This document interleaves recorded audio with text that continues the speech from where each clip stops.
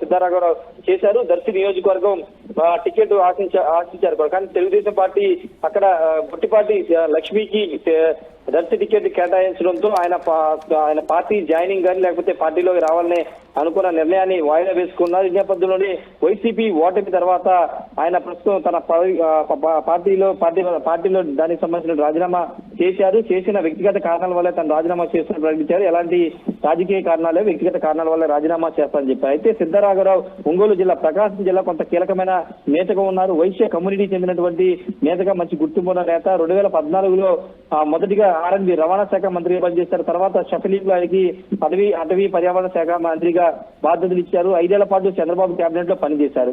అయితే 2019 ఎన్నికల ఓటమి తర్వాత ఆయన పార్టీ మారారు. వైసీపీలోకి వచ్చారు. వైసీపీలో కంటిన్యూ అవుతూ వచ్చారు. కానీ వైసీపీలో కూడా ఆయనకి టికెట్ రాదని, చివరి దశలో టికెట్ రాదని తెలుసుకుని పార్టీ మారే ఆలోచన చేసినప్పటికీ తెలుగుదేశం కూడా ఆయనకి టికెట్ ఇవ్వలేదు. 2019లో టీడీపీ నుంచి ఒంగోలు ఎంపీగా పోటీ చేసి మాగుంట శ్రీనివాసరెడ్డి చేత ఓడిపోయారు. తర్వాత వైసీపీలో ఆయన కంటిన్యూ అవుతున్నప్పటికీ ఎక్కడ కూడా సీట్ లేకపోవడంతో టీడీపీ వైపు చూసిన టీడీపీలో కూడా సీట్ లేకపోవడంతో ఆయన కుమారుడికి రాజకీయ భవిష్యత్తు కోసం ఆయన టీడీపీలోకి వెళ్లాలనుకున్నారు. దర్శి టికెట్ అడగాలనుకున్నారు. కానీ అది కూడా జరగకపోవడంతో ప్రస్తుతం ఆయన సైలెంట్ గా ఉన్న వైసీపీకి రాజీనామా చేశారు. అయితే ఆయన భవిష్యత్తు కార్యాచరణ ఏంటనేది ఇప్పటివరకు తన వర్గీయులు కూడా ఎక్కడా చెప్పలేదు. ఎందుకంటే ఎన్నికలు అయిపోయి కొత్త ప్రభుత్వం కొద్ది రోజుల సమయం అయింది కాబట్టి కొన్ని రోజులు ఆగిన తర్వాత ఆయన చూపు ఏ పార్టీ వైపు ఉంటుందో చూడాల్సిన అవసరం ఉంది.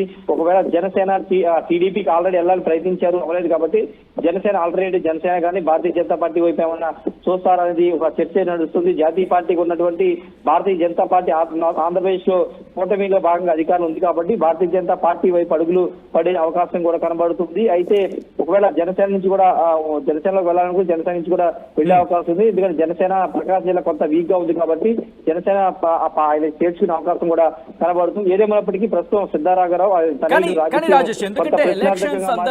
ఎన్నికల సందర్భంలో ఆయన రాజీనామా గురించి ఎక్కడ దాదాపుగా మాట్లాడిన పరిస్థితి మనం చూసాం, అటువంటి సినారియో చూసాం. కానీ ఎందుకు అకస్మాత్తుగా ఆయన తన రాజీనామాను ఇప్పుడు తెరమే తీసుకొచ్చారు? ఎందుకంటే పార్టీలో కొంతకాలం కొనసాగచ్చు. ఎందుకంటే ప్రస్తుతం అఫ్కోర్స్ అక్కడ ఘోర పరాజయం చూసినప్పటికీ కొన్ని రోజులు కంటిన్యూ అవ్వచ్చు. ఆ తర్వాత విశ్లేషించుకుని కాస్త గ్యాప్ తీసుకుని మళ్ళీ వేరే పార్టీ వైపు చూడొచ్చు. కానీ ఎందుకు ఫలితాలు వచ్చిన కొద్ది రోజుల నేపథ్యంలోనే ఆయన రాజీనామా చేశారు?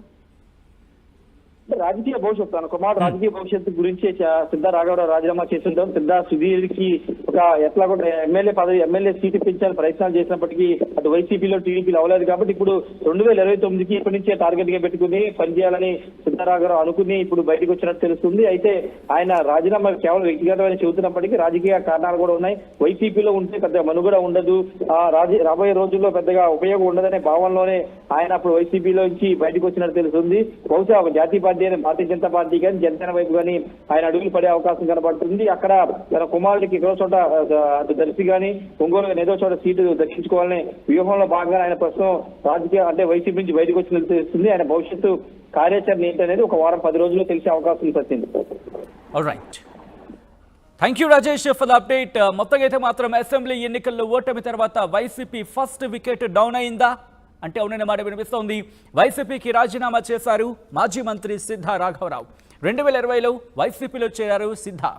అయితే 2014లో తెలుగుదేశం అభ్యర్థిగా దర్శిలో గెలుపొందడం జరిగింది. ఆయన చంద్రబాబు ప్రభుత్వంలో అంటే అప్పటి చంద్రబాబు ప్రభుత్వంలో మంత్రిగా బాధ్యతలు కూడా చేపట్టారు.